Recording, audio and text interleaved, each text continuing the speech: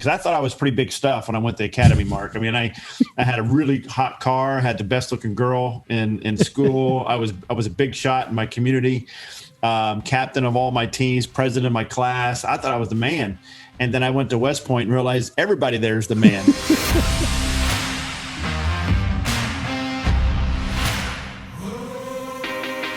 Hi, and welcome to the Unconventionalists podcast. I'm your host, Mark Leruste, and this is a show about what it's really like to turn your message into a movement. In each episode, I sit across an inspiring guest and ask them the journey of what it's been like to live a more meaningful and purposeful life, about the ups and the downs and the lessons learned from both. Now, before we get into today's special episode, I want to say a huge thank you for all the support. And whether that's you subscribing, leaving a rating and review, or sharing this episode with a friend, it means the world to me. So thank you. And also, if you've been thinking about sharing your story with the world so that it pays attention to what you have to say, share, or sell, if you're in business and you want to learn how storytelling can help grow your business, but more than that, scale your impact, income, and influence, then I'd love to invite you to join my upcoming program. You can find out more about the information is all beneath the show notes by clicking the link.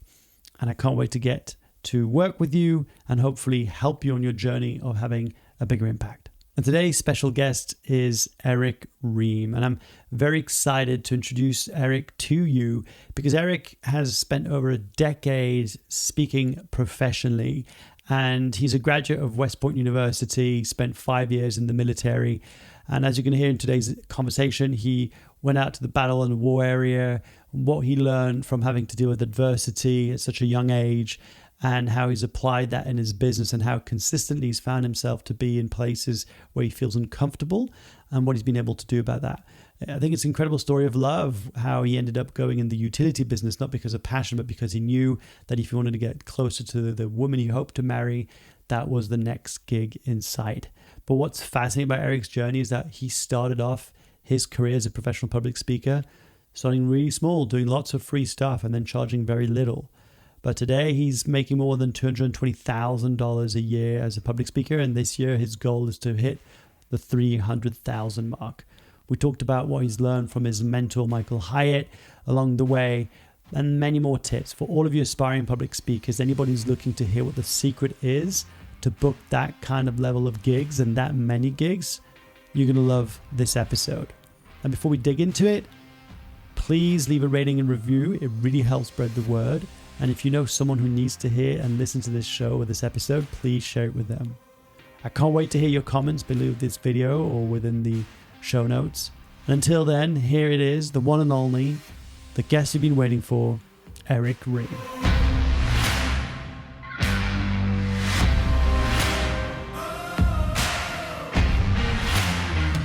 Erick, welcome to the show.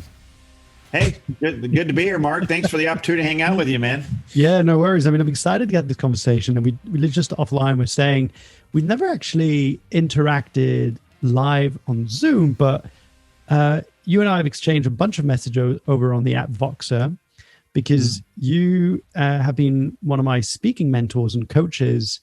I don't know when this began, like over the last year, was it? Did I start last year? Yeah, when I joined the Speaker Lab. And I've got to say this, and I'm not saying this to blow smoke up your arse just as we start, but you've been an invaluable help to me when I was starting, like trying to get to the next level of my speaking career. And I was having I remember sending you a message like, Erick, this client is asking me all these things. Like, what do you think I should do? This is ridiculous. And you've always had such a great attitude towards how can you serve? Like, how can you come from a place of service and trust that from there, something exciting will come out? So excited to have you on the show, brother. Really am. Yeah, and it's fun to be here, man, and chat with you. It's funny because every time you contact me on Voxer, I think you always had your kids with you or they're taking naps. So you'd always whisper to me. So it was kind of like you were we were on a date or something at candlelight, So you'd be whispering because you didn't wake your kids up, but you were talking about serious stuff. Yeah. And so I need to whisper back, but it was fun. But what I love working with you because you're coachable, Mark. You're humble. You're flexible. You have ideas of what you want to do, but you're willing to pivot off those ideas. And to me, that tells a lot. You kind of own the path you want to go on, but Appreciate that. You're not afraid to be flexible with it. And so I work with a lot of students and people want to be speakers, and you could tell really quickly the ones that are going to make it and the ones that aren't. And the ones that are rigid normally don't make it. And so that told me a lot about you. And actually, you've taught me a lot of stuff too. You give me a lot of tips. You're very gracious with you're providing me some good information. So it's been really a win-win for both of us. Hasn't been a one-sided relationship at all. No, I appreciate that. And you know what, like, just on the FCO, because I've a bunch of topics we could go off right in this conversation. One of them, like when I mentioned to one of my clients I was going to speak to, and said, "Hey, I'm going to speak to Erick, and I know like he's managed to build a very profitable and sustainable speaking business, which is rare. Like you can sometimes see like the Tony Robbins and like all these big names out there, but you don't often get to hear the reality of the journey of how you went from having this as a side gig to suddenly speaking full time. Now, am I right in saying that you used to be in the military or in the army or something involved in that matter? Yeah. I went to the United States Military Academy. I went to West Point. So West Point, I was a runner, Mark, back in high school. That was my superpower. Okay. For whatever reason, God blessed me with the ability to process oxygen and not have a lot of lactic acid flow through my body for whatever reason. And so I was fast enough where I had a lot of Division I colleges that were willing to pay for all my college, and so I can go compete for them. West Point had one of the top 5 running programs at the time, and I was intrigued by that. My dad was also he was a former Air Force, so I was intrigued by the military. Mm-hmm. In the U.S., it's kind of a badge of honor to serve in the military, to serve your country. And so I wanted to be, I come from a long line of family that served in every war. And so I felt like, it's just part of patriotism. It's part of what you do for your country. You serve. So I just had to figure out my path, and West Point was that path.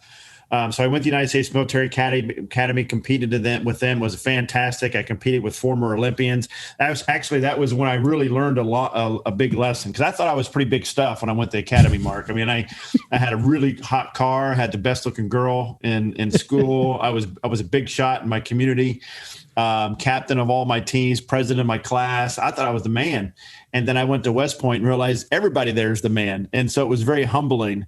And I was running with people that were super fast. And so what happened was they made me much better as a, that it was a stretch to stay on par with all those folks. Because at West Point, it's the best in every state. Every state sends their best.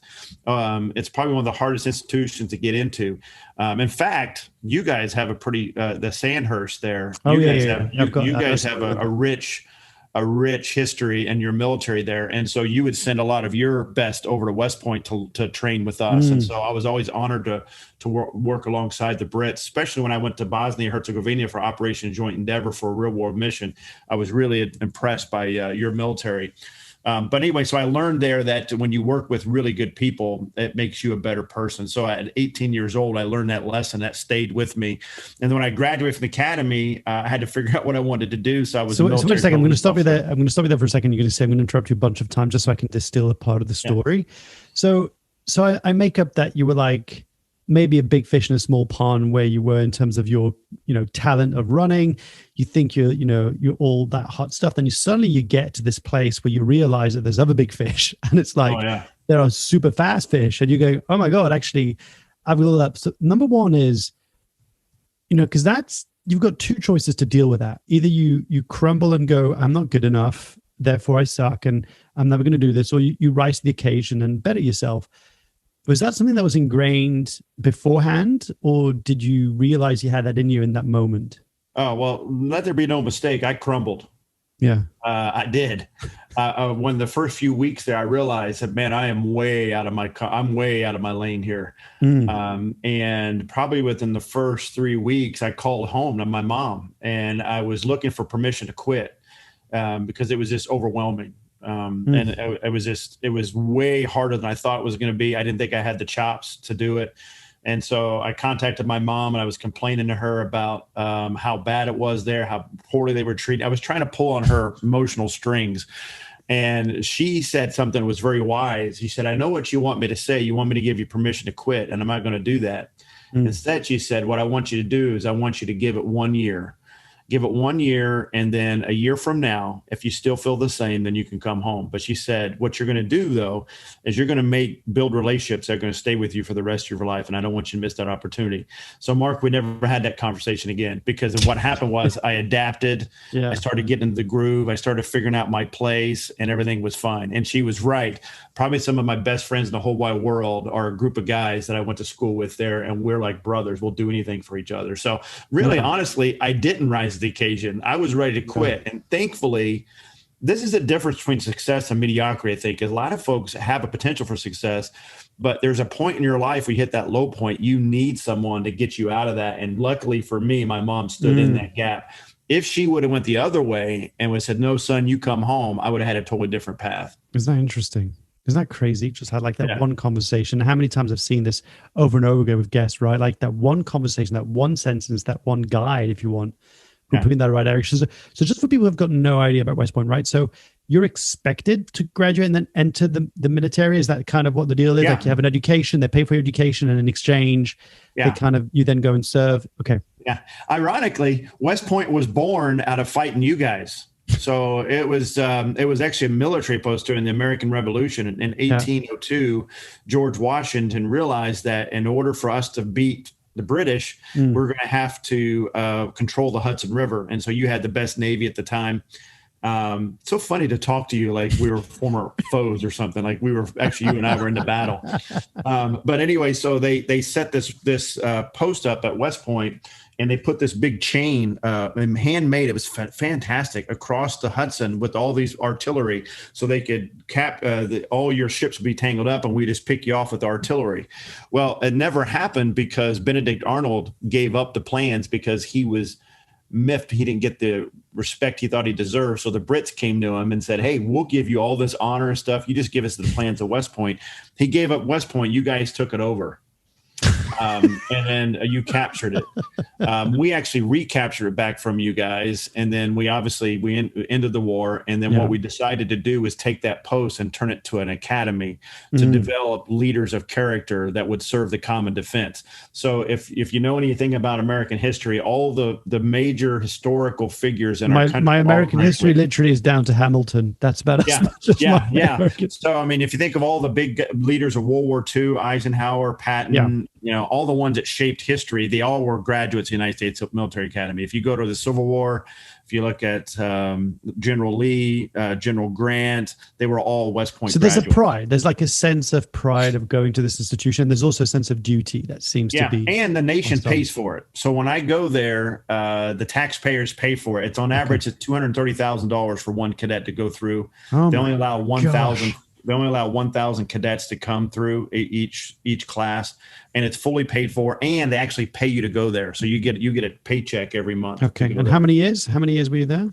4 years, and then you have a 5-year commitment to serve in the military. So that's your commitment back to the country. So the country trains you, but your commitment back to the country is that I will serve for 5 years on your behalf. And so while all this is happening, just keeping the radar on the screen on public speaking, like this isn't a career path that you've been thinking about, right? There isn't a kind of a sign on the wall that says, hey, Erick, you're going to go off and go and speak to companies, conferences, events. I had no idea what I was going to do, Mark. I was an idiot back then. I was just 20 years old. I was fast.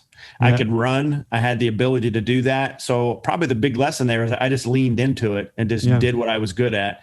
And then to see where it take me. I mean, I literally had no plan other than I was just going to run and see where it went. Got that. So then you go and serve in the military. Did you do your full 5 years? 5 years, and my first duty station was Bosnia-Herzegovina. So I don't know if you guys, I remember. Your audience remembers. That was like World War II mass genocide. It was pretty bad. Yeah. So we were sent in to separate the Muslims and the Serbs from killing each other. And my unit was the first Americans to cross the Sava River. I was 22 years old, leading a group of 33 young men and women in a country the size of Alabama. In fact, Princess Diana, that was one of her big things I remember about her, is she was big into the landmines at Bosnia-Herzegovina. Yes, I remember that. Yeah, and so there is a size of Alabama. There was over 3 million undocumented mines, meaning that they had no idea where they were. So it was nothing for a child just to be playing and to get blown up because there was a mine, and so it was pretty bad. And so we were down there. We didn't shower for 54 days. And that was another time I broke. I went up to a mountaintop where nobody could see me. And I literally bawled my eyes out because I didn't think I had what it took to lead these young men and women, because their lives depended on me as a 22-year-old kid to get them through this mission. And it was really rough at the time. We were looking for Osama bin Laden. At that time, it was upstart. Al Qaeda was an upstart, and they were trying to terrorize our troops and disrupt us and embarrass us on a national stage. So we were actually looking for him. We didn't find him, obviously, because we know 9/11 happened. But so you're 22 when you get the call or the telegram at the time. I don't know, the message. I don't know about emails, but when you get the call and you kind of go, right, Eric, you're going to go off and you're going to go and be involved and lead these group of women and men. In that moment, are you excited, nervous, afraid? Like, what are the emotions going through? I think one of the beautiful things about being youthful is you just don't know what you don't know. So I had no idea what I was about to get myself into. You just don't know. You train for it, but you just don't know what it's like to actually look at men and women in the eyes that are scared, that are armed to the teeth, Mark, with ammunition, live ammunition. You're dealing with human beings with emotions, and they're cracking. They have kids at home that are disturbed, and they have families that are breaking apart at home while they're trying to serve. And it's just hard. Nobody's really equipped to manage that, Sure. In fact, the number one way in Vietnam that American lieutenants, I was a lieutenant, died was getting shot in the back by their own soldiers. So the biggest thing you got to do is earn the respect of the soldiers first. And I'm looking at people that are, 30, some of them are 35 years old, and I'm 22, and I got to earn the respect, and they're holding live ammunition, their weapons. So it was really hard. And it was just something that you adapt. The biggest thing I learned in Bosnia is how adaptive your body is and mind and your heart is, that you can adapt to almost anything. The body and mind is very resilient if you give it a chance to adapt. And that's what happened is that first week or so, again, I thought I didn't think I could do it. And I eventually adapt, and it became a way of life after we were there. Who for was about the call? Year. Like at university, you called your mom when you were going through that tough time? Was there someone you called or spoke to, a colleague or? No, I actually talked to because in Bosnia we had, this is pre-cell phone. We didn't have nothing. There was no way. It was like carrier pigeon. That's how you got a hold of people. And so I didn't talk to anybody. Luckily, my dad sent me letters every day, and a famous Major League Baseball player from the 50s, Carl Erskine, who played for the Brooklyn Dodgers with Jackie Robinson. He happened to be one of the members of my church. In fact, I didn't know who he was, but he would write me every single day and tell me how proud he was of me. And he would write how the country was proud of me. And that words of encouragement was helpful. Yeah. And then there was a pastor. Each unit has its own pastor, a man of the cloth, a clergyman that you go talk to. And I would go talk to him. And there was one person, his name was Tuli Malolulu. He was an operations sergeant. He was a Samoan. And he was like 7 feet tall. He had calves bigger than your head. He was like mythical. He lived in he had his own little tent on the mountaintop, and he would go out and hunt for his own food with a slingshot. So he would kill wild boar with a slingshot, and I'd go up there, and he'd have the boar. He'd be cooking it, and I would eat wild boar with him, and I would just ask him questions. And so he had been in the military for 30 some years. He never smiled. He had the deep lines of a person who's lived a good life. And I would just ask him questions that I couldn't ask anybody else. And he was gracious enough to teach me. So that was pretty neat. And what did he teach you? Like, what was like the biggest lesson you got out of those conversations? That life is never as bad as what you think it is. It's also never as good as what you think it is. It's usually somewhere in between. And no matter what happens, you're going to get through it. You got the training, and you got to learn to lean on the people that are more experienced than you, and to know that you just don't know everything. Because as a young leader, you think you have to know everything. I think that's a big mistake that young leaders make, is we feel like we have to know everything. And he taught me you don't need to know everything.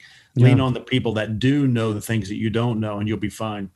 There's almost like a mythical element to that, going up the mountain and speaking to this wise. Yeah, it was. And it was like a weird movie, because we'd sit by a fire that he had built, eating this wild boar. this guy that literally could snap my neck. I mean, he was a warrior's warrior. He was the guy that you wanted next to you in a foxhole if things went down. Yeah. But he was also very kind and generous and gracious to me. But when we were in public though, he was cruel and mean to me because he had to have a certain level of way he presented himself to lieutenants. But when it was just me and him, he was very kind and gracious to me. It was kind of a weird dynamic, but it was helpful. I get that. And so how long did you stay out there for? We were there for about a year. Yeah. I got so dirty because we didn't shower for 50 some days. I got so dirty and nasty that the bugs didn't even bother me anymore. And it was weird because I remember the San Francisco 49ers sent a group of their cheerleaders, their professional cheerleaders, as a, motivate the troops. Mission. Yeah. So they got off the plane, and I remember I was supposed to be escorting in my unit. And as soon as they got off the plane, those poor women, these bugs came out of nowhere and started attacking them. I didn't even know they existed. I guess we smell, and I can only realize how bad we probably smelled to them. They're probably thinking, man, that's nasty. And then here's the thing. When the first time I got a shower, it was ice cold. I remember how cold it was, but I was so glad to finally clean myself. Yeah. To this day, I don't underappreciate a hot shower. So I shower longer than my teenagers. I drain the water here, and I don't care. I come out looking like a lobster because to this day, I still appreciate a hot shower.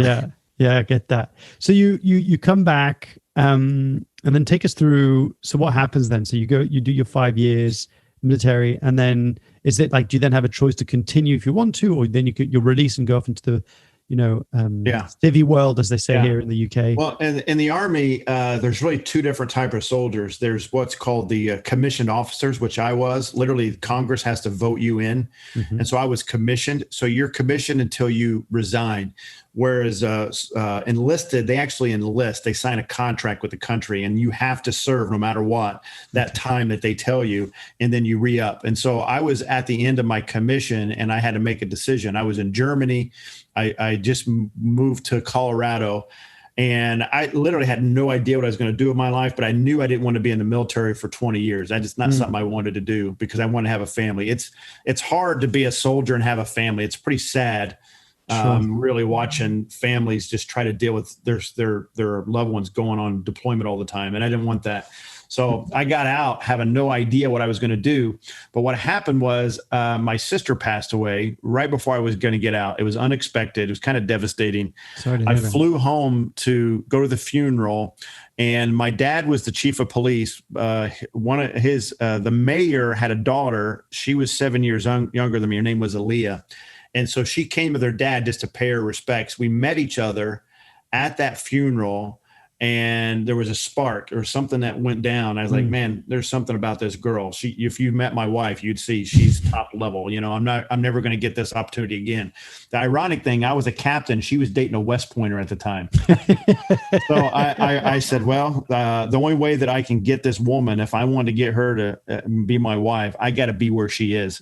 So there was a job opening for a utility position. I could care less about the job opening, but it was in the town where I grew up. So I took this job just to get the girl. And within 6 months, we were engaged. And 9 months later, we were married. And I started my career in the utility business for love. So. And you're still together with your wife? Oh, yeah. 20 some years. She's fantastic. She gets better every day. She looks better. I mean, she is. I don't know how I did it, man. I need to write a book on that. How to marry out. I don't know how I did it. So you get the utility, and was that transition kind of difficult to go from like where you've got a clear rank and you're leading women, men, and then suddenly you go into being in the utility business, and then there's a big shift into Yeah, that's a great question, Mark. You're a really good interviewer. You're good at this. But that's a really good question. I really struggle with that. When I look back, every transition, I struggled. I was so bad at transitioning to things. And so I really did struggle because I was working with civilians now, and I was treating everybody like soldiers, and it didn't work. It wasn't our stuff wasn't life or death anymore. It didn't matter. At 5 o'clock, everybody wanted to go home, whether the mission was done or not. And so I really struggled with that. So it took a while, and then that entered a new mentor in my life. His name was Howie, and Howie helped me transition from the military to civilian world. He taught me how to be a husband. He taught me how to be a father. He taught me how to be just a regular dude and encouraging others, that kind of thing. And so he was huge in that transition period. Yeah. What was scarier, going out to war or becoming a father for the first time? Going out to war, no question.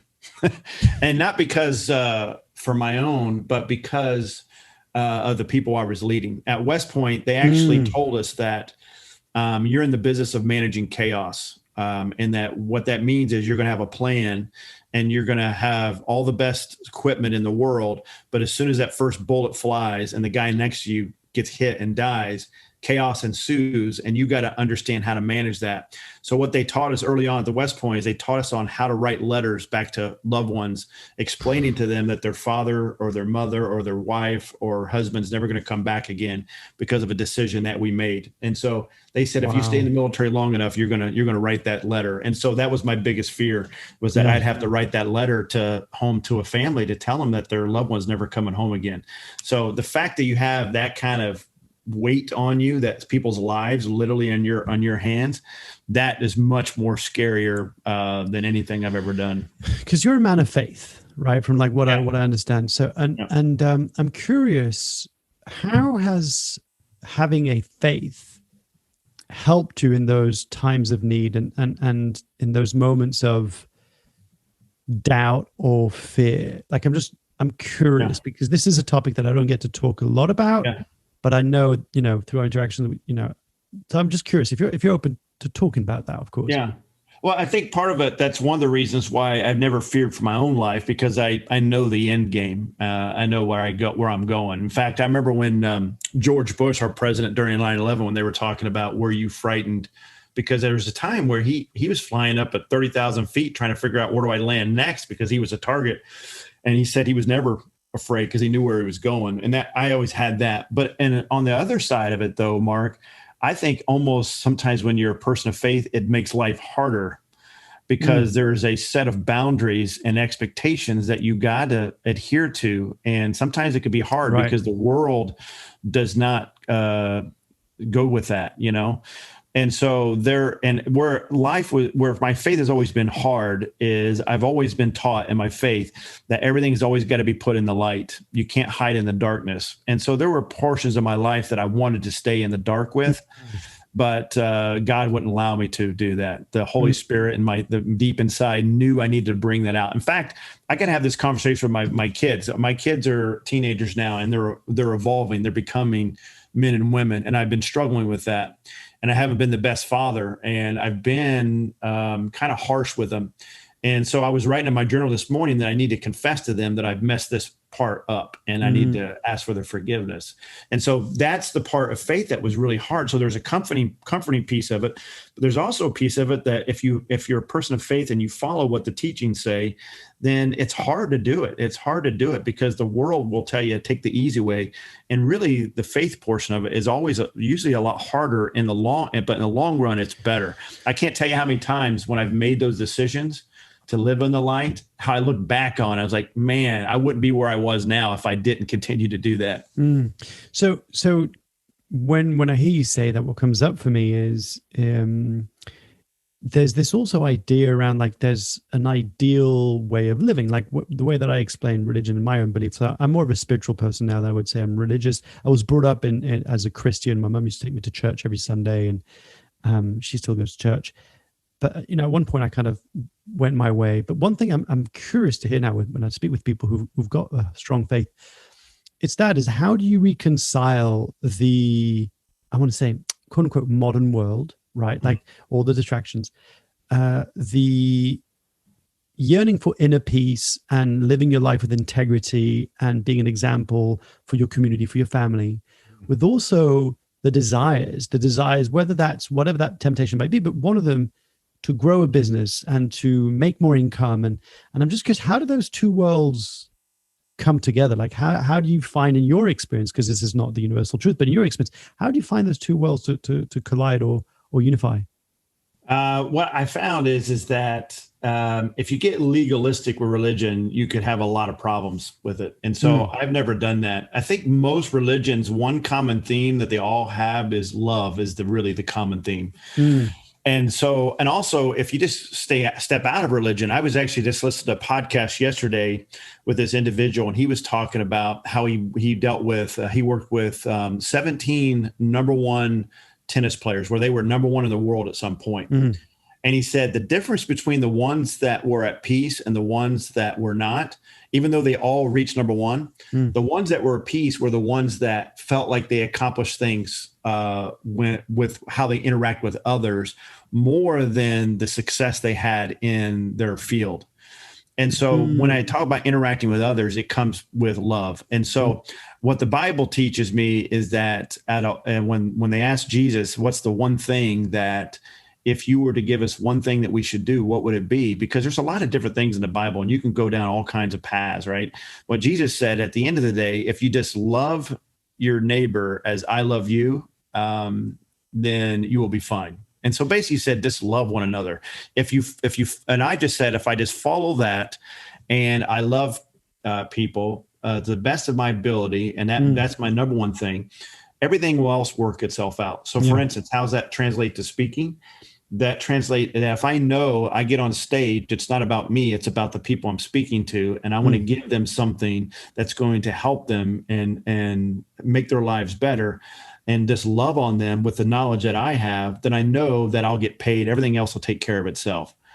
So that's how I've reconciled it is I just keep it all with love. Now, not so much that it's like, hey, Mark, I love you. It's, hey, Mark, I respect you.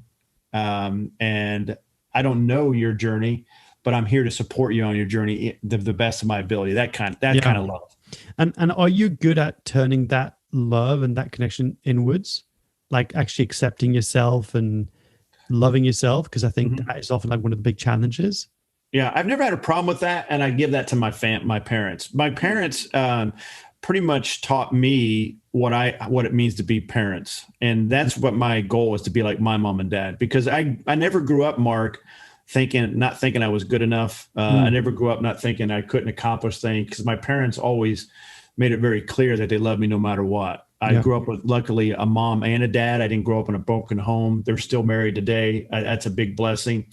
And so the biggest thing I learned from my dad that kind of made it real for me is one day he was helping me move some stuff into the house. And you could tell he was struggling. He was getting at an age where it was a little harder for him. And I told him, I said, Dad, you don't have to help me do this. And he said, yeah, I do need to help you do this. And the reason why is because my dad helped me. And my dad's not here with me anymore. And so now that every time I help you, I honor my dad because he did it for me. And someday you're going to be helping your kids. And when you do that, you're going to be honoring me. And that's just what life's all about, is Pass that it forward. Yeah. There's a point where I can't do things on my own. So I needed people to help me. But now I'm at a point where it's now incumbent upon me to help others. That's why I'm a coach on the Speaker Lab. I don't need the Speaker Lab income. I do it because I believe that it's my job to pass on what was passed to me. Sure. Because you, am I right in saying that you were a student in the Speaker Lab first? Like you went through, So 2015, I joined. So how did you transition to go from utility business to a speaker? Like what's the bridge there for people listening going, okay, but how did Erick get from that career to suddenly speaking?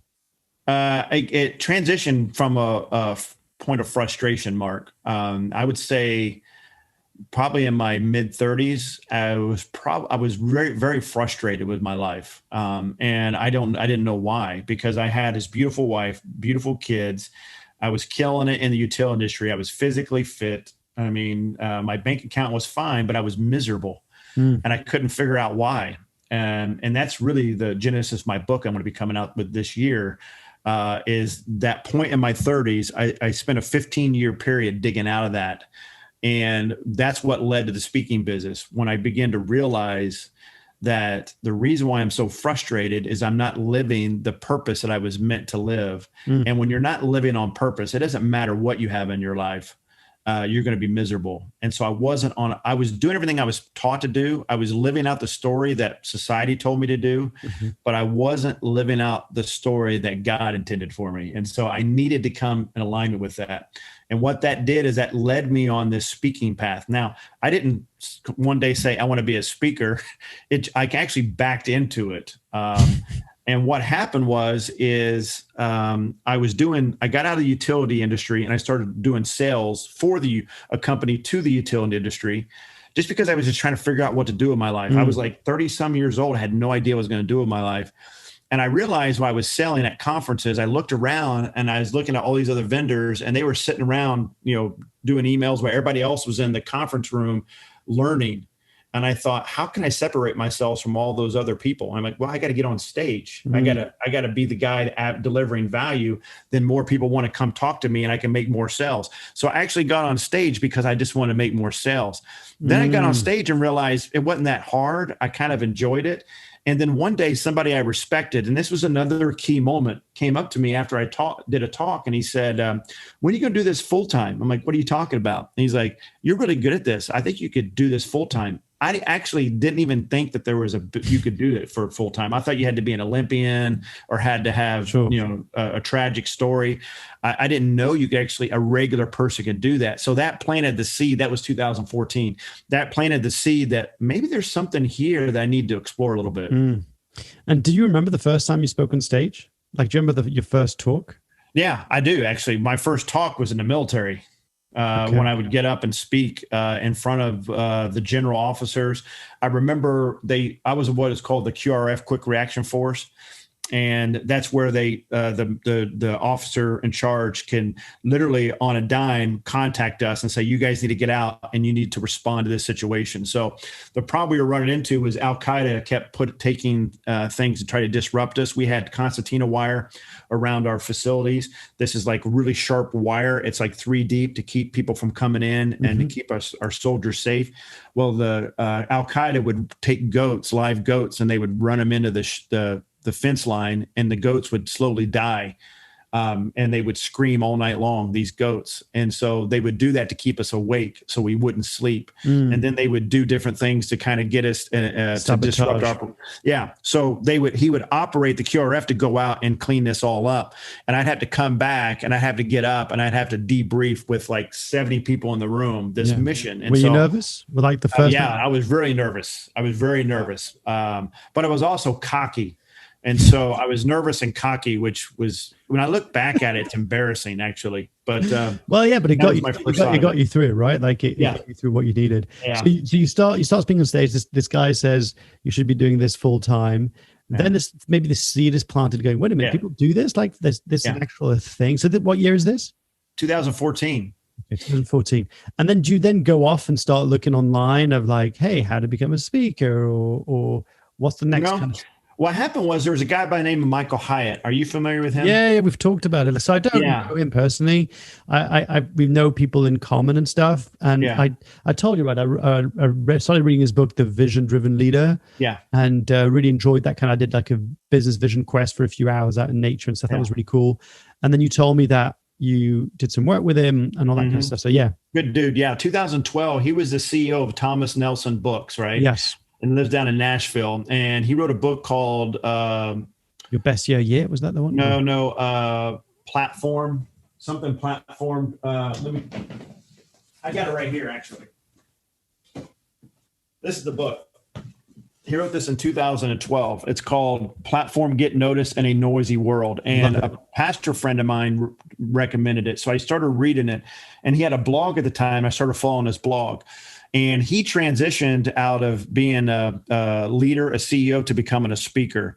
And so he was involved in this group called the Launch Conference, where they actually teach you how to do a speaking business. And so I went to my wife and said, listen, I'd like to invest in this.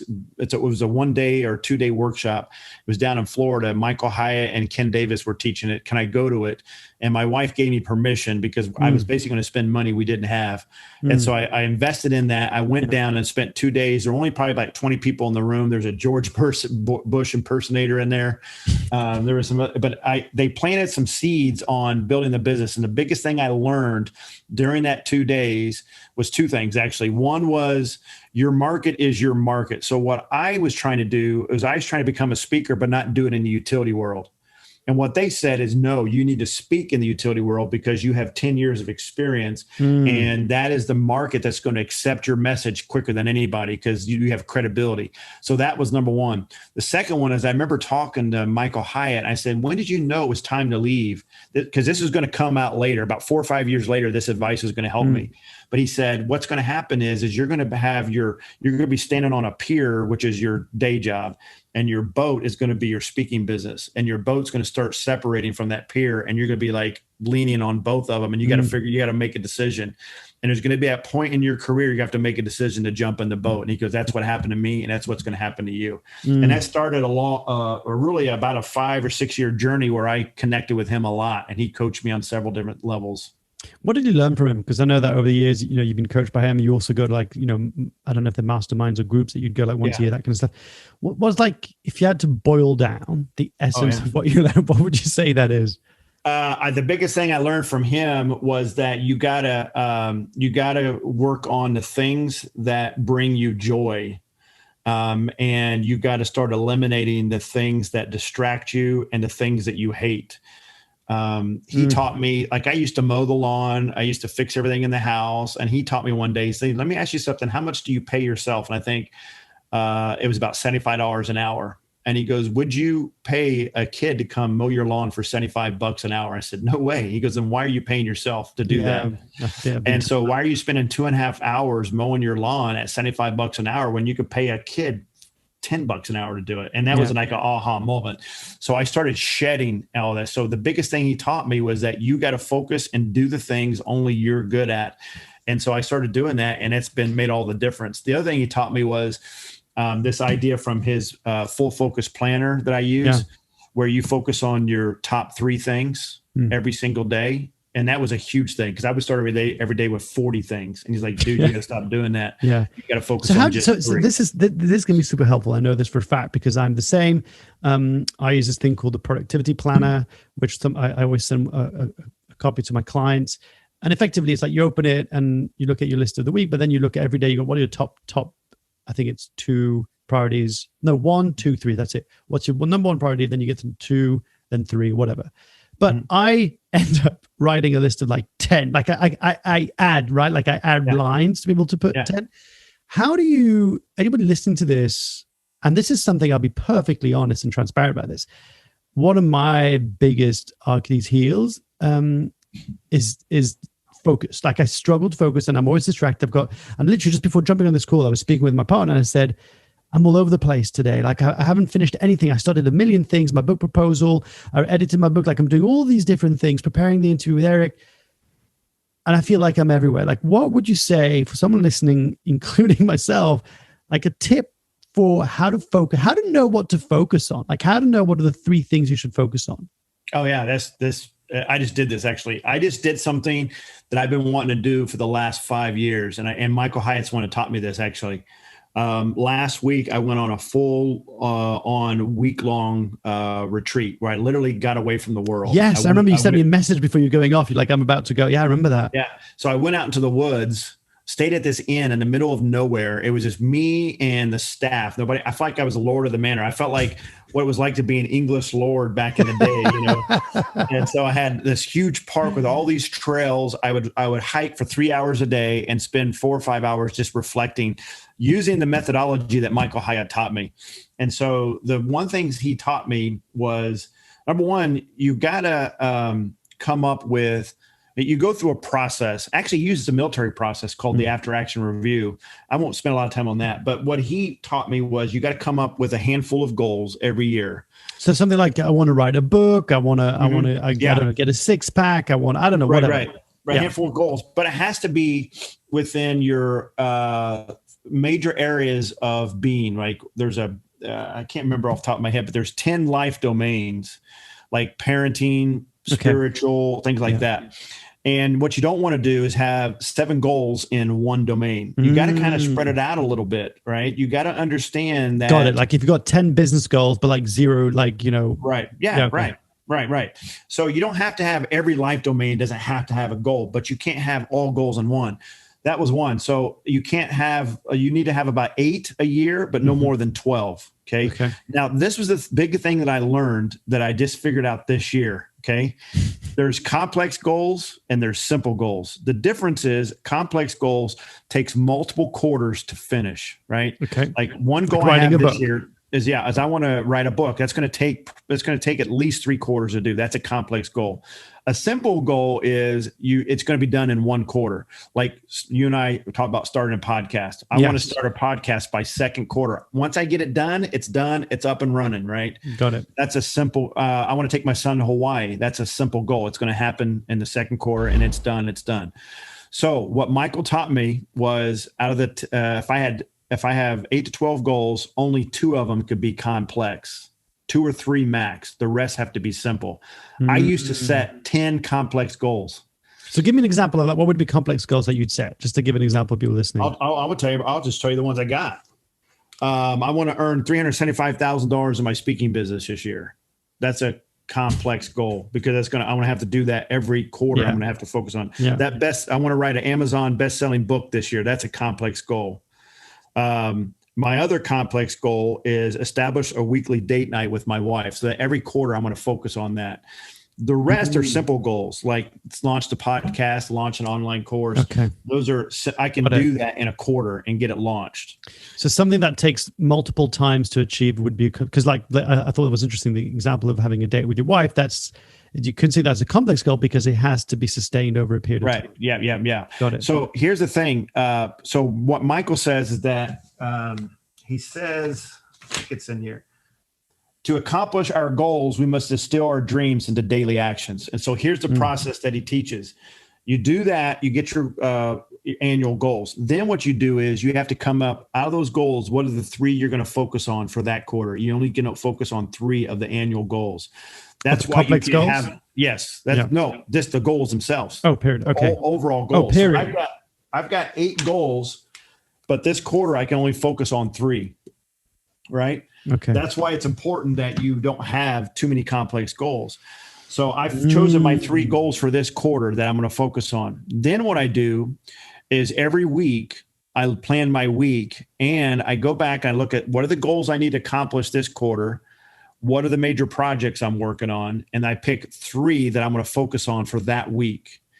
And then every day, and I just did this morning, I wake up in the morning, I look at, okay, what are the 3 things I want to accomplish this week? What am I going to do to move the needle in those 3 things today? Now, just because I have 3 things I want to do that week doesn't mean I want to focus every day on it. I may focus one day on one of those things. And so by doing that, it allows me then to make decisions that's going to move the needle on the things I want to focus on that week. That's going to move the needle on things I want to focus on that quarter. That's going to move the needle on the things I want to focus on the year. Now, this takes time and it depends on what phase of life you're in. I'm in a different phase of life than you're in, Mark. How old are your kids? 1 and 3. Yeah. Now it's harder to do. Yeah. You have to give yourself permission to allow the phase of life to screw your world up. Okay. Yeah, because that's what it is. Like, and I've got a couple other friends in their 40s, 50s, and they've all told me the same thing. They're like, you just got to understand that right now you're in a washing machine. It's like I barely got any time. I get up at 5 in the morning just to get a bit of morning routine. The kids get up around 6. And lockdowns, we're getting smashed with all this stuff, and I've got little pockets of time. Yeah. And yeah, that's right. I think it is much harder this season of life to try and get things done. So here's what I recommend to you and your audience that I've done that's helped me big time is once a quarter, I will go away for a little mini retreat for like a day and a half. And I evaluate the quarter and I ask myself what's working and what's not working. What can I improve? What do I need to start doing? What do I need to stop doing? And you got to take that time because you're going to start seeing some trends and you'll start to realize, okay, this isn't working. I got to fix this. Sure. That's when I realized I needed to hire someone to handle my calendar. I have 4 different calendars I have to manage and it wasn't working. So that's when I realized I need to hire someone. So I pay someone $330 $375 a month just to manage my calendar. That was a big problem that I figured out that now has freed up some time for me. Yeah. So I know we're running out of time, and I've got so many more questions I want to ask. But one of the things is, so your goal is to make over $300,000 in speaking. So someone listening to this might be going like, that sounds a little bit crazy. But I know for a fact that you've done multiple six figures as a speaker, and this hasn't happened overnight, right? Like the journey started in 2014. You gradually build, and there's a bunch of podcasts in the Speaker Lab that people go and listen where you speak with Grant a bit more about the journey. But what I'm interested is the question I think underneath the question I'm really trying to ask is, what have you learned about the mindset and the emotional journey of this process? More than the how-tos, right? Like, what have you learned about the mindset needed and the emotional journey, or the emotional yo-yo roller coaster journey of this? Well, I think the first one is, if you're going to be a successful speaker, you have to get over yourself. You're not as cool as you think you are. And your message isn't as life-changing as you want it to be. You got to get over yourself. And so what you got to do is, the mindset is, take your eyes off yourself and focus on the audience. And so when speakers come to me and they're like, oh, people got to hear my message. Like, no, they don't. There's people that want to hear it, and there's going to be people that are willing to pay for it. But if you're that emotionally tied to it, you got to kind of back off that a little bit, because what happens is, when you get so emotionally tied to it, then it becomes who you are. And so when someone says no, you take it personally, and you can't. And so what I do is I focus on, how can I make it easier for you, Mark? If you're the event planner, what can I do to serve you? It's not about me, it's about you. Then that's number one. The other one is, you got to come with a consistent work habit, because that wins the day. I work with people all the time that come in, they come out of the gate really hard charging, and they'll work 6 hours a day, and then they're gone. But the one that comes up and they like, you know what, I can spend 45 minutes a day on this, but they do it consistently, that person's going to win. And so I realize that if I'm just consistent doing the right things, right? Another thing that speakers make the mistake of doing, Mark, is they spend all their time doing things that doesn't matter. Like, oh yeah, I tinkered for 3 hours on my website, and then I spent 45 minutes on my expert positioning, and I really spent an hour and a half on my demo reel. I said, great, but you did nothing to build your business. Like, what are you talking about? Building the business is getting on the phone and talking to event planners. That's why do people resist that? I mean, and I love what you're speaking to, because I can identify. I've been on that. We've all been people listening to this will identify. Like, why is it so emotionally charged, and why do people avoid so much to actually do the work? Because what I haven't told you is that one of my clients told me, ask him what's the secret. I'm like, I know what he's going to say. There's no secret, but I'm going to ask him anyway. But he's like, what is the secret to making like $100,000 a year as a speaker, right? Yeah. Well, there is a secret, actually. And the secret is having a system that works, which we have in the Speaker Lab. It's the Master Your Speaking Pipeline. I'm telling you, it's a game changer. It's a game changer. I'll say this, I'm not getting paid to say this. I'm plugging this wholeheartedly, because I remember when you walked me through this process of like, okay, look, you need to have a pipeline. This is how it works, blah, blah, blah. And I was like, oh my God. Of course, CRM system. I've been in business for 3 or 4 years by that point. Have I not thought about having a clear pipeline of CRM system? And then you guys launched this whole product, and people can go and check it out on the Speaker Lab. But that is a game changer. But for a lot of people, it's not sexy. Like there's you told me once this. I think you said something like, I may not be the best speaker out there, but I'm one of the hardest working speakers. Yeah. You're like a working horse when it comes down to like a speaking business. Yeah, for sure. And the system, see, what reason why I like the system, Mark, is the system has no emotion. It has no skin in the game. It doesn't care about your feelings. It doesn't care about Corona, COVID. It doesn't care. It's just the system. It's mechanical. And if you follow the system, you can't help but be successful. And so I'm consistent at it. I follow the system, and I don't keep track of who returns my calls or doesn't. If you don't return my calls, I have a system that goes through it, and I weed you out. It makes no difference to me. Yeah. And so, because I know I want to win. So here's what my system tells me right now. I've got 53 potential gigs in the pipeline right now, Mark. That's $442,000 potential revenue. And I know for a fact I'll win $246,000. I can tell you that with not even blinking an eye, because I know what the system's going to do. Now, this is actually a really cool day today. And this is a landmark day for me.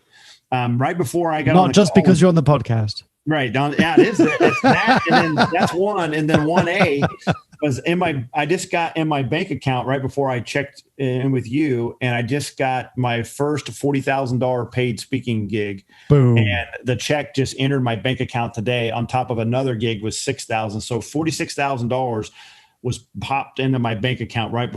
I have never had that happen. Is that the highest week? Like the highest grossing week you've had? That's the highest day.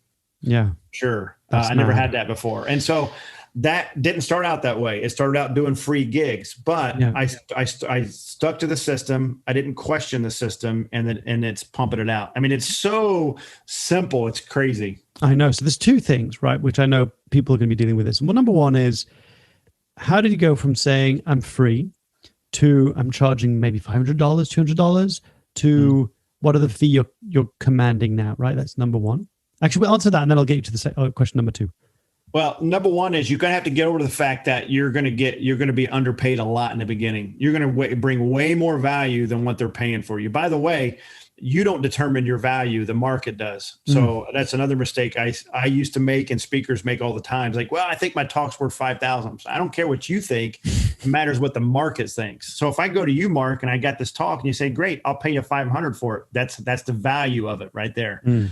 So what I did is I didn't worry about how much they were paying me. I didn't worry about what I thought they should pay me. I was just glad and grateful that I was on their stage, and I went up there and I killed it. I did the best I possibly can. I was organized. I was gracious. And then what happened is number one, they wanted to bring me back.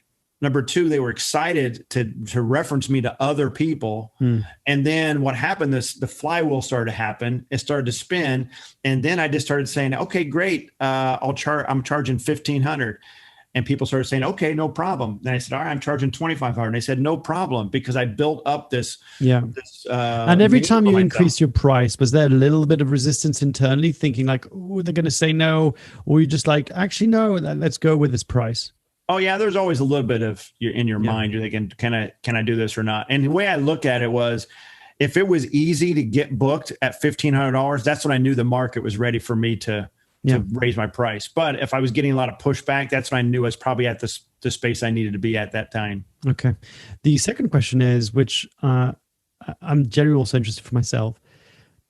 It's this idea that you can speak about everything. Like someone come up to you, is like, hey, we want to give it this bigger. Yeah, no problem. So I did that for a while, and I was killing myself because I was creating all these different talks and all these different topics, creating all these different PowerPoints. And eventually I was like, this isn't sustainable. Like I can't just recreate a talk at every time I'm giving a talk. So I had a call yesterday, a client called, and I have a conversation with them. I wanted to know what they're about, what they're looking for. And it became very clear that I wasn't the perfect speaker for this. I could do it and I could come up with something, but it wasn't my lane. So I referred it to a client of mine, actually a friend, who I think would be a great speaker.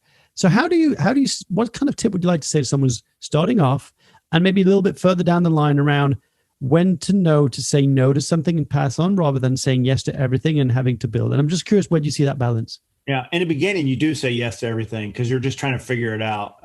When you truly become a true professional speaker is when you start saying no to things. That's when you know you've made it. And you're going to say no for two reasons. One, the pricing, and two, it's not your lane, like you said. And I think in the beginning, you're trying to figure out your lane, and that's just something that happens naturally, I think. But I will tell you, and it sounds counterintuitive, and you know the answer to it is that the more narrow you get, the more profitable you get.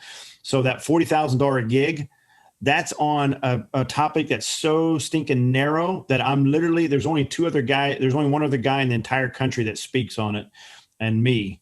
And it's so narrow. And you ready for this? I'm in the contract stage right now with another company to speak on the exact same topic, and they're going to pay me $100,000 for it. It's going to be my best one ever. But is that then a series of talks, or is that one talk? Yeah, series. It's a series. It's a series of talks. That's the other thing I've learned as a speaker is you got to be convicted on your message, but you have to be loose on the platform that you're going to deliver it. So I can't always do keynotes. I can't always do a breakout. I have to be willing to do a series and things like that, depending on what the client wants. But the message is still the same. And Big John, I know we're coming to the end. So one of the last question is, how have you found the whole transition from in-person to online during COVID? It's been fun. It's been great, actually. I've learned a lot. I've learned that You can actually deliver an effective message. I've learned that people really want to deep dive. They don't want surface stuff. They really want to dive deep in topics, and they really want to unpack topics. And what I've learned is if you have a message that solves a problem, it doesn't really matter how you deliver it as long as it's solving a problem. And I'm loving it, man. I'm doing really well. I had my best year of this past year during the pandemic. Yeah. That's when I knew I've got something. If I can survive a pandemic, I'm good, right? All right. Before I ask you the final question, I just want to take a moment to acknowledge you and say thanks, Erick, for the support and the mentorship. One of the biggest things I took away from you, actually, and I know I've told you this, it won't come as a surprise, is just your constant determination to serve. And what I mean by that is that you'd be like, don't fight for scraps. Don't start negotiating little things. Like, don't worry about it. Just do the contract. It's, you learn your lesson. You'll know for next time to put that in the clause, whatever, but just do your bit, show up, serve, and good things will come. And you've always had this real proactive, positive, optimistic attitude, which is counter to like fear and jealousy. And, do you know what I mean? It's like, there's only two people I've met, you and George Bettany is another guy who reminds me of that. So I just want to say thanks for that. Thanks for all the students that you've inspired and helped over the years, and continue to pass on the way that your dad passed on from his dad to you to help. You're doing the same thing with speakers. So just heartfelt thank you for that. Just generally. I appreciate it, man. And I'm a little jealous. I was thinking about this. If I had your accent, I could charge a lot more. There's something about the British accent in the U.S. It's like a premium. It's kind of like Amish and Amish country. If it says Amish furniture and an Amish person made it, they can charge a lot more just because of that. Yeah. I wish I could do that. Maybe you can teach me it's not too late. Get yourself a little accent coach. So one of the final questions I want to ask you is, what does being unconventional mean to you? I think unconventional means to me is living the lifestyle that you choose to live, designing the life that you want, right? I think in the U.S., I don't know how it is in the U.K., but we're taught in the U.S. to live out certain stories. You gotta live out your story through high school. Then you're expected to go to college, and then you're expected to get married, and you're expected to have kids. Then after that, there's really no story anymore that you're expected to live. Now it's just live out your life and retire. Well, I believe that if you want to truly live your full life, that you need to design where you want to go, what you want your life to look like, and then just go do it. Be intentional. To me, that's where the 1%ers live. The people that create the life that they really truly want, and then go out and figure out how to do it. Love those words. Where can people connect with you? Where do you hang out? Where's the best place to find you online? Just erickream.com, and it's ERICKRHEAM. Just come out and hang out with me there. And that's where my book's going to be, and all that. Look forward to it. And let me know when your book's coming out. Yeah, I'll share it on social media and all that stuff, and that'll be super exciting. Erick, it's been an absolute pleasure. Loved hearing a bit more of your backstory. Thanks for sharing and keeping the spirit of generosity coming. Yeah. And hopefully we'll be able to hang out. Well, when we come over to the US, if you come over to the UK, we'll get to meet in person. Yeah, I would love that, Mark. You're one of the good ones, one of the guys I want to stay in touch with. I appreciate you, man. Thanks for allowing me to be on here. There you have it, folks. I hope you enjoyed today's conversation as much as I did. It's one of these things where you kind of hear that it's not about magic, it's about consistency. It's about showing up. It's about not being the best or the most talented, but being the one that's willing to have the best and most diligent work, effort, and discipline. So Erick's a great reminder of that. I call him a working horse because he is. Like, the number of gigs he books, but his system works. I'm telling you, go and check out the Speakers Lab if you want to go and find out more about the program, especially around the pipeline and what you need as a speaker. It's going to be a game changer. And of course, all the show notes are going to be available over on the podcast website at theunconventionalists.com. Thanks again for your support. If you got anything out of today, please let me know in the comments below. And of course, subscribe and leave a rating. It helps spread the word. And if we can spread the word, we can impact more people. So thank you from the bottom of my heart to help do just that. Until we speak next time, know that I want you to be true, be brave, and be kind. And I can't wait to catch up on the next episode of the Unconventionalists podcast. I'll see you there.